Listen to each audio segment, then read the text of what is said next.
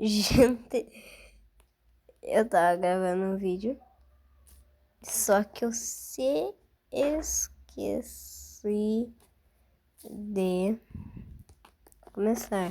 Eu tava explicando como fugir do avião. O avião.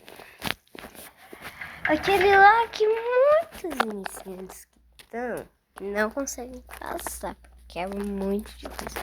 Quando eu era iniciante e tava nesse ponto, eu não conseguia passar, que o avião é muito difícil. Eu não entendi. Eu pensava que era pra colocar